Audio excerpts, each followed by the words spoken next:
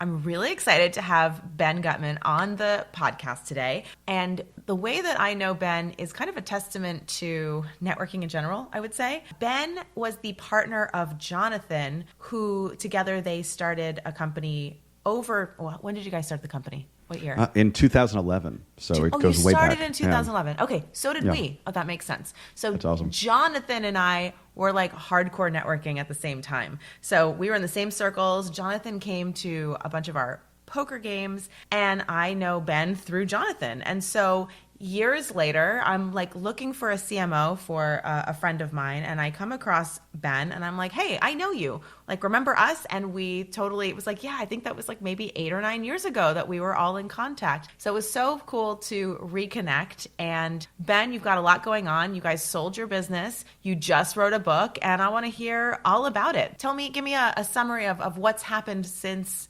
we were hardcore networking back in 2011, 2013. Oh my goodness. It's funny. I was just speaking to somebody the other day who was kind of at that beginning phase of their journey too, where they're just starting out, kind of, they had a corporate job for a while and they're trying to figure out what they want to do. And they're going to these, business card exchanges and these networking things. And I don't want to sound too negative on them, but there's limited utility in them. Like, you can go and you can get that first rung of things, but it's harder to kind of get to the next pieces. And it often, the way to get to the next piece is either going deeper, like what we're talking about here, and having that relationship over time, or it is trying to find the rooms where people are that you want to reach are that you're not in like a sales position, so like being on the board of a nonprofit or those type of things. So that's what I tell everybody that's beginning that journey. So sometimes you have to go through some of those things. You have to go through that. You have to. Don't take away from, like, I didn't know anybody when I started that. I had to build my first base of network before I went to the secondary rooms, before I had the deeper conversations. So people they want to skip over that. I don't think it's possible. And it's tough because, like, you do have a lot of folks that are like, and nothing's wrong with them, but like the business bankers of the world and like the commercial printers of the world. And I've used plenty of them also in my time. But it is, it's the first step, right? And it can be sometimes satisfying, sometimes unsatisfying, but eventually you get to these other pieces. But yes, I digress. But yeah, we ran that agency for 10 years. It was a lot of fun. And then about 1.5 years ago, 2 years ago almost, we decided to sell it. And because we looked around and we said, well, do we want to do the same thing for the next 10 years that we've done for the last 10 years? And nothing was wrong. I mean, we had great revenue. We had a great team. Our clients all liked us. But it's just, it was after the pandemic, a lot of people are starting to think, what do you want to do with your life? And it was a good opportunity we had. And I'm glad we sold it. We ended up getting a home for every single client, a home for every single employee, which both of those were very important to us. But since then, I've been working on a bunch of other kind of fun stuff. So you mentioned the book. My first book just came out. It's called Simply Put, Why Clear Messages Win and How to Design Them. And you wrote your book, and you know how much of a process that is as well. So that's been a big chunk of my time over the past 1.5 years. And I'm also working on some really great consulting projects. I teach at Baruch College, and I'm just trying to explore as many different things as I can right now.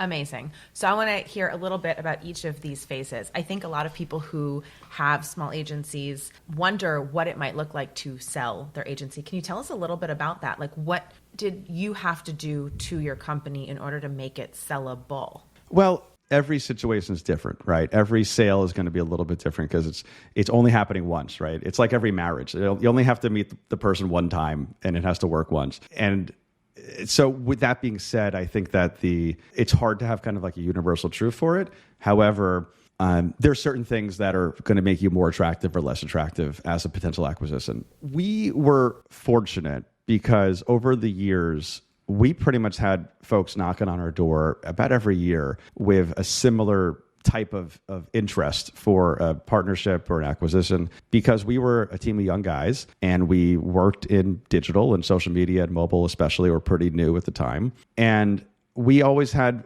agencies that, for lack of a better term, were like boomer agencies, right? It was folks that were maybe in their 50s or 60s, sometimes even maybe in their 70s, people that ran a business for 20 or 30 years and they had 50 or 60 folks. However, they looked around and they said, I don't know if anybody here is like leadership. I see a lot of employees. I don't see a lot of executives or a lot of owners here. And so we would have that scenario where they would people would be in that situation. They'd come to us and they'd say, well, maybe we can figure something out where we join together and you guys can eventually take the reins and whatever. So that's just a long way of saying we had a little bit of experience of exploring those conversations pretty regularly. And then when it became time for us to actually proactively go out and try to sell it, we hired a broker. We went out to market and we found a fit that was like that was really appealing. And we started to negotiate and we had the lawyers involved. And then COVID hits and it falls apart. And then it comes back to life a little bit and then it falls apart again. And so that was a big pain. But we learned from that process that we actually had a little bit of a kind of a funky agency where we had a social media marketing, advertising, branding side. And then we had the design development. We had the websites, mobile apps, like kiosks, those type of things. And we learned that, at least in our situation, there weren't a lot of suitors that wanted both. There were suitors that wanted one or the other. And they also didn't want to have kind of a relatively top-heavy leadership structure that was required to have both of those. So what we did when we actually started the process that led to the sale was we said, okay, we're going to do a reorg, and we're going to basically do a new org chart. We're going to do a new P&L, and we're going to kind of split these businesses up into two different entities. That ended up being a lot more attractive to buyers because they were able to make sense of both of those separately.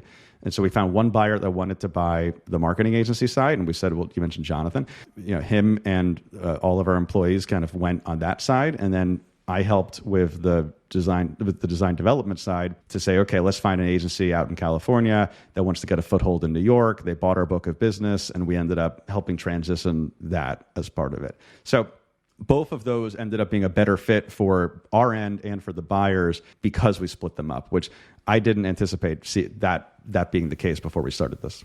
Yeah, that's fascinating. And that makes total sense. Like someone who's going to acquire it, they are looking for a specific piece to add into their business as opposed to wanting to absorb the whole business. I mean, it could have gone a lot of different ways. Interesting. And did you and Jonathan, what was the handoff like? Did you have to work, or how long did you have to work with them until you could let it fly without you? I think it depended on the deal. So the first one was the marketing agency side. That was purchased by a private equity firm that wanted to roll up a few small agencies and create an in-house shop for themselves.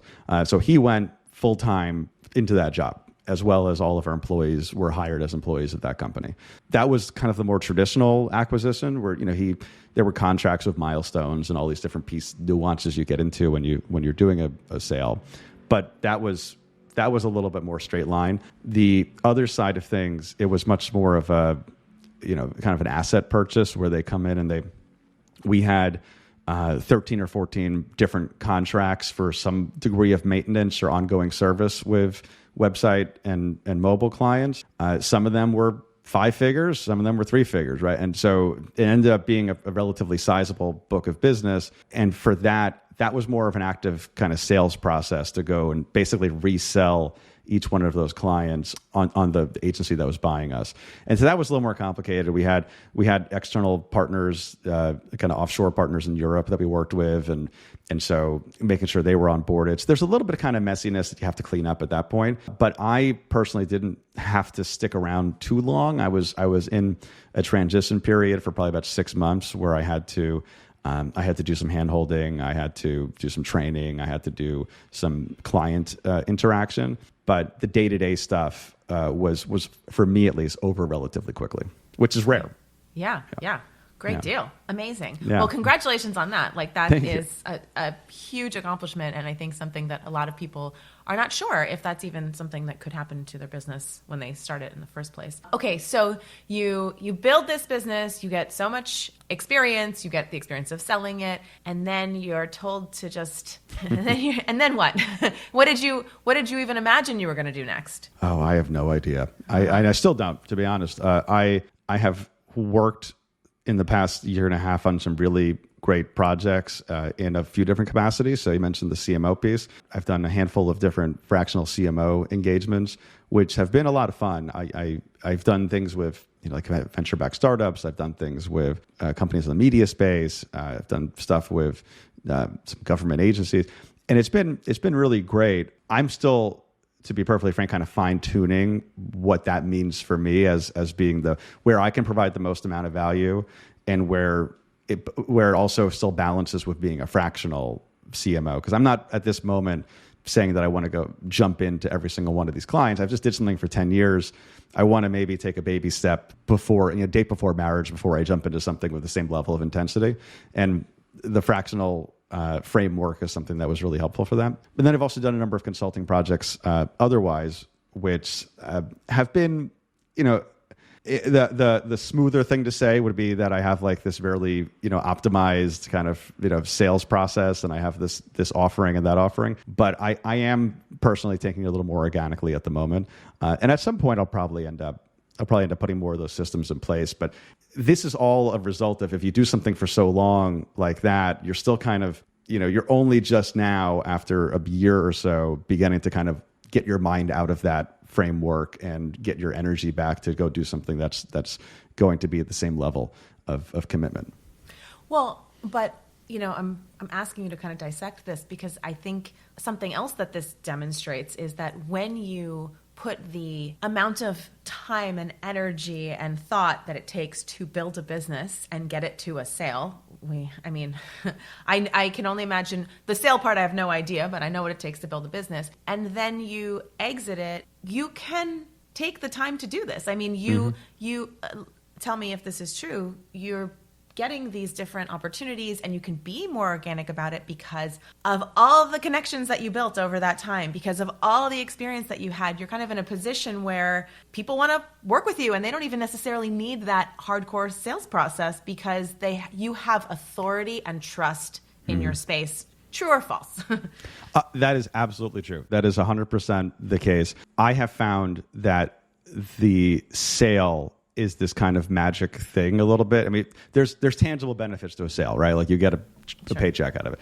But there's also this intangible benefit, which I was just talking about this with somebody, that people look at you and they say, well, okay, it's one thing if you run the business, but if you sold the business, then all of a sudden you're more of an expert than you were if you were still running the business. You are so shiny because you sold it. Yep. Because you sold it. And so that's definitely a positive effect.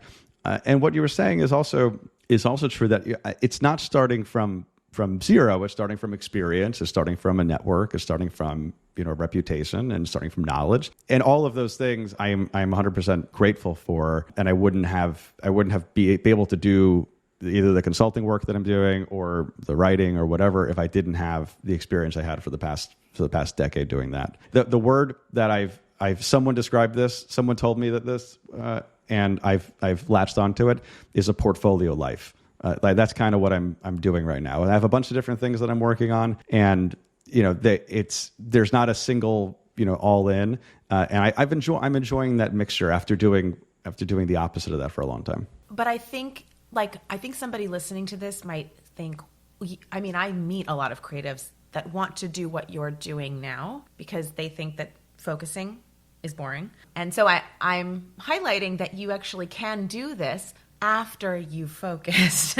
But I don't think that this life that you're doing right now, I think what you're doing right now, again, I'd love to know your opinion on this. I think what you're doing right now at the beginning of a career would be almost impossible. But at this point in your career, with the clout and the shininess of selling the business, you have the luxury of doing that. I think that's certainly true. I appreciate, the idea that I might have any sort of clout or shininess. But the thing is, you have to do something that is sort of big at some point in order for you to be able to get away with doing a bunch of little things, if that makes sense. Yes. And I'm realizing this as we're talking. I'm emphasizing it because I know that my audience is a lot of creative people who have a lot of ideas and have a lot of things they want to do. And I'm always telling them, get out of there, stop that. You need to focus, you need to niche, you need to become expert in something, not only because that's how you build skills, but also because that is the easier way to sell it. But I have you here, Ben, to be the perfect shining example of the fact that if you do that for a while, then you will have the opportunity to play around, to try different things, to take that clout and expertise and parlay it into being able to find your next move that could be in a lot of different places. It's very clear to me, watching you and the different things that you're doing, Ben, that you have you could go in a lot of different directions. And it seems like from what you said that you're kind of like open. You're like, yeah, I'm going to try these different things, and I'm going to wait until I feel like really excited about this next step, and I don't exactly know what that will be. I think that sounds like a really exciting place to be. It is an exciting place to be. Maybe scary? I'm very. It's a little scary. Yeah. It's a little scary. I'm grateful. I mean, I also am personally grateful. My wife is awesome and my favorite person on the planet for many reasons, but a very kind of like boring tangible reason is she has the kind of corporate W-2 job and she has health insurance, and that is a privilege that I am lucky to have, that I don't have to worry about. That I can have a variable income, I can have really great months, and I could be waiting on a client's check for a while, and hey, I can go to the dentist in the meantime. Mm-hmm. It's a lot easier to do this when you have that type of support network than when you're kind of just flying solo, like 100%. And it is a little scary still, because you when you build a bigger business, you have some sort of more. You have other people to fall back on. You have a base of clients and retainers and whatever. And when you're independent and you don't 100% have that clear goal, there is some additional level of uncertainty that goes as part of it. So that's all just to say it's not kind of all like wine and roses to do this, but I am greatly enjoying this period for sure. Which brought you to writing a book. What made you want to write a book? Oh yeah, well, I was inspired by you. I'll take it. There we go. I know we spoke about this a few months ago when I was just beginning my process, and I know the book has in a very tangible way kind of transformed your business and your Yes. Again, talk about that clout and that expertise and that shininess and all of that. I'd be lying if there was 0% of that as part of why I pursued that project, but. It's also something that's it's been interesting to me. I've always been an avid reader. I've always admired a bunch of the authors that sometimes we had a lot of authors as clients, and to be able to put to see my name on a bookshelf next to some of these other great folks is really flattering. But the book is called, simply put, Why Clear Messages Win and How to Design Them. It's about messaging. It's about communication.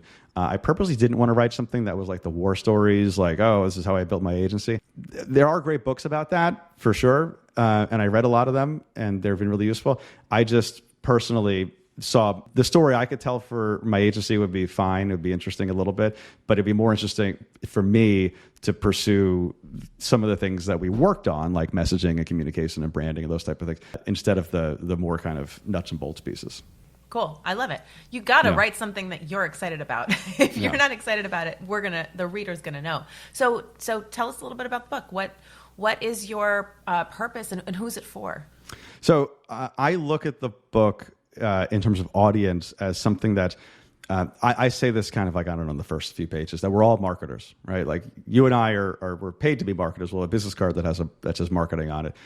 But everybody, if they're an advocate, if they're a parent, if they're an educator, everybody's a marketer. Everybody is in charge of, or is tasked with getting people to do things in the world, to buy, to vote, to donate, to do their chores, whatever it is. And I try to frame this book as slightly a translation from what some marketers understand to what could be more applicable to kind of that everybody's a marketer mindset. It's less about kind of advertising and marketing and those type of things, more about kind of the level below that, messaging and communication. The general thesis is, why do some messages work when others don't? Why do some ads sell $1 billion of product? Why do some slogans, win somebody the presidency? Why do some warnings or traffic signs or advisories? Why do these things work and others fall flat? And it turns out that the answer is simple. The ones that work are simple. They're easier for us to understand, easier for us to perceive, easier for us to act upon. So that is kind of what we know. And there's a whole psychological or cognitive science piece in here about this idea of fluency and perceptual fluency, which I found really interesting. But the problem is that while we know we like something that's simple, we have a really hard time when we're the senders, when we're the ones producing those ads or emails or presentations. We have a really hard time getting there. And that's because of internal and external forces. And so this book is about identifying that gap and then using kind of design thinking to address it. And there's 5 principles, from beneficial to minimal, fluent, salient, empathetic, focused, that I identify in the second half of the book as methods which we can use to help bridge that gap. Okay, amazing. And do you kind of take us through like how you said could be for anybody, like how a teacher could apply these principles, for their students? A little bit. I mean, I do talk a little bit about my experience teaching in the classroom at Baruch College here, but I'll give you an example about like a simple message, and this is something that I label as empathetic, which I describe as both speaking in the literal language to somebody else that the receiver understands, but also meeting where they are emotionally, their motivations. And I was at the dentist probably about a year or so ago, and I had bad luck with cavities and whatever. It's always been the bane of my existence. But I'm sitting there, and the dentist says, "Well, you only have to floss the teeth you want to keep." And it's like, well, you only have to floss the teeth. And immediately I got it, right? He didn't say you have to floss below the gum line to prevent plaque buildup. He didn't tell me about any of those things. He said, you only have to floss the teeth you want to keep. And he understood who I was, where I was, what my motivations were. And since then, I've flossed every single day. The motivation being, I want to keep all my teeth. Yeah, absolutely. Right. Isn't it interesting when you hear a message like that and then you think that message whenever you do that thing forever after? Like, oh man, I have funny little associations. Like, I have an association with plucking my eyebrows, where I will think about this person when I pluck my eyebrows my whole life. It's just like, I don't know why that stuck. Probably because it was simple. Probably because it was sticky. Okay, so I have a question. Okay. I used to call. I never wrote this article, but back a long time ago, I wanted to write an article about why Trump's message is so good, because it's so, it's been so simple, right? And why everyone's written about this, but how in your brand you need to kind of Trump your message. Like, you need to be more like Trump, unfortunately, because I find a lot of the politicians that I admire can complicate things because these things are complicated, right? So Obama will tell you all the shades of gray because he's a very intelligent person, but we're like, I'm not sure what you're talking about, and it goes right over our head. So how do we message simply complex ideas that we don't want to dumb down? Oh boy, I'm glad you mentioned this example, because I wrote, this was the intro to one of my chapters. It was the minimal say shit without the bullshit, right? That was that's the final kind of tool in that kit. Trump is not my favorite politician personally, but he is one of the most interesting case studies in communication and marketing, both in his campaigns and everything else he's done for years. And that's part of the reason why he's had such enduring kind of stickiness in American life, for better, or I would probably argue for worse, over that period. The thing about Make America Great Again, it is a complete sentence. It is a declarative statement. And what's important about it, what's different, as opposed to if you look at the other slogans that his primary candidates in 2016 were touting around, Marco Rubio, so like leadership for a new American century or something like that, and Jeb Bush was just Jeb, it's just the exclamation point. Make America Great Again gives somebody an answer to the question of, why are you supporting that person? Why are you buying that thing? Why are you donating to that cause? Well, they want to make America great again. And it's a complete, people like to have the answers. And it's not to say that, everybody's an idiot and, we're just here parroting stuff. But if you give me that kind of prepackaged soundbite that I could I can respond to when my neighbor or my family member is saying, hey, why do you support that guy? Well, he wants to make America great again. And you mentioned Obama. I think Obama, in many ways, actually did a very good job of this too, with at least this kind of top level messaging, which is, why are you supporting Obama? Because he's changed, we can believe it, right? And that was, if you remember back in 2008, that was a very powerful Gave me the message. chills when you said it. Yeah. Yeah. And so people, but if I say, why are you supporting Marco Rubio? So I want leadership for the new American century. Nobody talks like that. That's not how we act. And then if you look in the general election, Hillary Clinton came in with the longest resume of anybody ever run for president, arguably. And well, what was her campaign slogan? It was I'm with her. Well, I'm with her doesn't give you a reason. People want the reason. They want to have something that sounds like the reason. They don't even always want the kind of deep piece of it. They want something where they can quickly get out of that questioning. They get out of that conversation, that they have something to respond to. And saying I'm with her or love Trump's hate doesn't really do that. They're pretty words. They look good on a bumper sticker, but they don't actually connect with any real meaning internally. Oh, that's so good. Gosh, and that's so hard to do, isn't it? Especially for yourself. Do you have an example off the top of your head of like a small business that does this really well that you've seen? I will have to. I'll give you a big, the opposite of it. I'll give you that because this is top of my mind. The biggest business, Apple. 20 years ago, they introduced the iPod, and they don't talk about. This is kind of marketing 101, features versus benefits. They don't talk about it has 4 gigabytes of space, it has this many pixels, it has this many megahertz. You can find that all in their technical details. But what they tell you in their slogan, their tagline, their big headline when it comes out is the iPod is 1,000 songs in your pocket. And so immediately you understand what's in it for you. I don't want the thing. I want what the thing does for me. I don't want 4 gigabytes on my MP3 player. I want 1,000 songs. And that is an example of, there's a quote that I love, and I tell my students this, by the way, that I say, if you only remember this from my class or from your entire degree, you're going to be ahead of everybody else in marketing. This guy named Theodore Levitt from Harvard in the 60s, he said, people don't want a 1/4-inch drill. They want a 1/4-inch hole. People don't want a 1/4-inch drill. They want a 1/4-inch hole. They don't want the thing. They want what the thing does for them. It's really easy to point to the thing because our 5 senses, you see, smell, taste, hear, touch, those are all the thing. But you have to interrogate that a little bit to get to, well, what does that mean for me? And that's what people really ultimately are buying or voting or donating or choosing otherwise. I love that. The whole. I haven't heard that. That's great. And that's sticky too. I bet everyone listening will remember that. And you should remember that, guys, because every time you're writing any copy, you should be thinking about they want the whole, not the drill.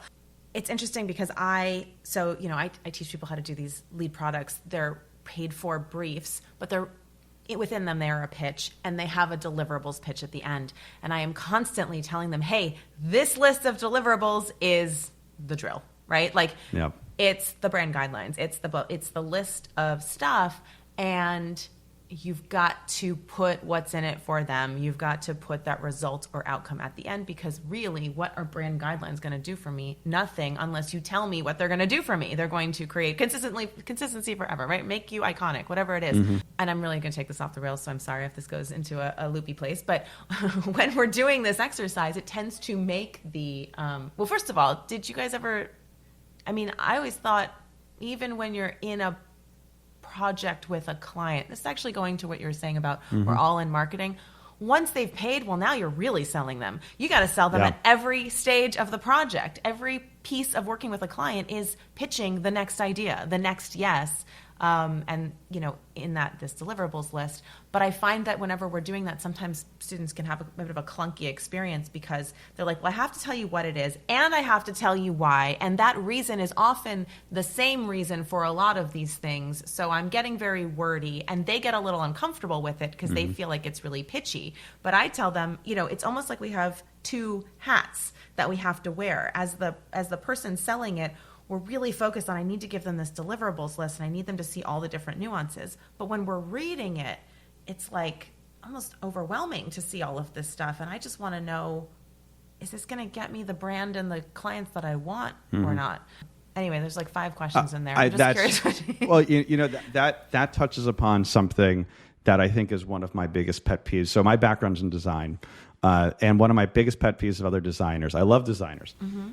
But so many of them have such disdain for like the client part of the work, the business part of the work. They just want to they just want to, do the art of it. And I like to say design is not art, design is business, right? It's a problem solving activity. It's arranging things in the world to achieve a goal.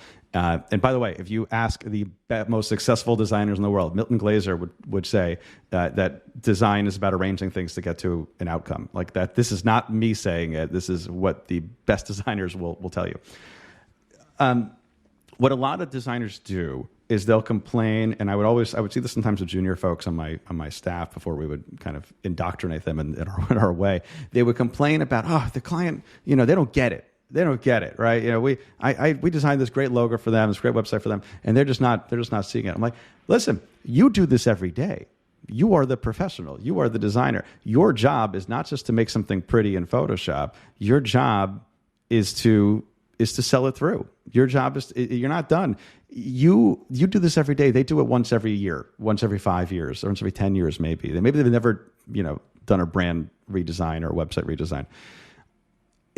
They're relying on you to be the expert. You have to guide them in terms of the feedback, in terms of presenting the work, in terms of what the approval process, the iterations, all these things. It's your responsibility as the designer. And a lot of folks don't understand that is if you're a designer, if you're a programmer, if you're a copywriter, any sort of creative output, that your job isn't just to do the thing, but is to make sure that the thing sees the light of day and that it solves real problems. Oh my God, I love everything you just said, Ben. And the distinction between design and art too, because I find a lot of creatives sometimes feel like it is their art, and actually that they're doing the design a disservice by not approaching it as their art, because I've met a lot of creatives who say, I just need as much time as I need, as much time as it will take for the creative bug to hit me and the inspiration, and I just need to continue to create until something incredibly amazing happens. And I'm always like, if you want to do art, go do art. Do that in your free time, but that's not your goal. And honestly, you might be taking it in the wrong direction because you're worried about your art, not the client's goals. Oh yeah, House Industries, the kind of type house. They've been around forever. You've probably seen their work somewhere. House Industries published a little monograph of their all their different typefaces, and it's very beautiful. But the title is the best part. It's the process is the inspiration. The process is the inspiration. This is not art. This is business. I don't care. The other thing I would tell on the client's end of this would be, I would tell them, I don't care if you like it. I don't care if you like it. If you like it, that's great. That's an effect. That's not what we're basing things on. We are interested in, does this solve problems? Does this represent your brand? Does this communicate what you want to say? All these differences. Is going to sell more widgets. All of those things are more important to us than if you like it. If it does those things, you will like it. Yes. Mic drop, Ben. Okay. I love that so much. All my people are going to go buy your book now. Ben, where can we find you and where can we find the book? So you can find me at benguttmann.com. I have to spell it. It's Guttmann. I have 2 T's and 2 N's. But if you go there, you can buy the book. You can download a free chapter. I send out an email every Tuesday, which is a lot of fun also. Or connect with me on LinkedIn. I'm also just search Ben Guttmann. You'll get me there. Congratulations again. It looks like it's going really, really well. We're all going to go read and review the book. I always tell people review the book because that's the nicest thing you can do when you like someone's book is go review it. And I will be doing that too. Thank you so much for coming on the show, Ben. It's such a pleasure to continue to stay connected to you. And I'm so excited to see where you take all of this. Oh, thanks so much for having me, Pia. This has been a ton of fun. Talk to you soon.